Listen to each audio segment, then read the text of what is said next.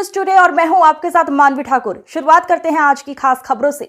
अखिल ब्रह्मांड की वसुंधरा पर सनातन धर्म के ध्वज वाहक स्वामी विवेकानंद युग युगांतर तक हिंदू जनमानस के बीच पथ प्रदर्शन के रूप में याद किए जाते रहेंगे। यह विचार पूर्व डीजीपी व वर्तमान सूचना आयुक्त राजकुमार विश्वकर्मा द्वारा प्रकट किए गए। कामता सेवा संस्थान द्वारा स्वामी विवेकानंद के जन्म दिवस को युवा दिवस के रूप में राजेंद्र स्वरूप ऑडिटोरियम सिविल लाइन्स कानपुर में शिक्षाविद डॉक्टर नरेंद्र द्विवेदी की अध्यक्षता में किया गया। संस्थान द्वारा इस 17वें आयोजन के विशिष्ट अतिथि वाराणसी केंद्रीय पूजा समिति उत्तर प्रदेश अध्यक्ष एवं सह संयोजक भाजपा काशी क्षेत्र रंगमची तिलक राज मिश्रा 2 बार के राष्ट्रपति द्वारा पुरस्कार विजेता पर्यावरणविद ने पर्यावरण के रक्षार्थ समाज से संगठित होकर कार्य करने हेतु प्रबुद्ध जनों का हवन किया।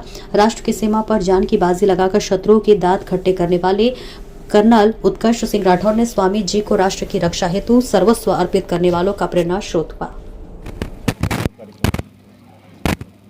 अवध बिहारी मिश्र, संरक्षक, कामता सेवा संस्थान।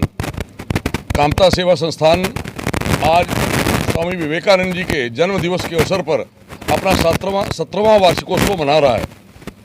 स्वामी विवेकानंद हमारी संस्था के आदर्श प्रेरणा पुरुष हैं। वो स्वामी विवेकानंद जी जिन्होंने अपने उद्बोधन के द्वारा भारत की संस्कृति, भारत की परंपरा, भारत के अध्यात्म से पूरी दुनिया को परिचित कराया।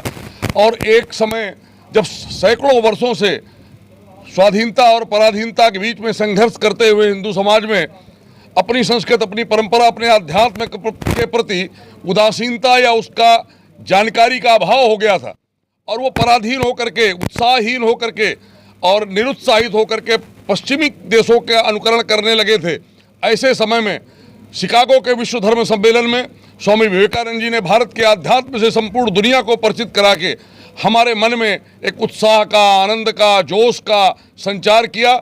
आज आवश्यकता है कि उनके उस उद्बोधन के इतने वर्ष बीत जाने के बाद भी हम उनसे प्रेरणा लेकर उनके विचारों से जन जन को परिचित कराते हुए अपने देश के नौजवानों में वैसी ही आभा, वैसा ही उत्साह,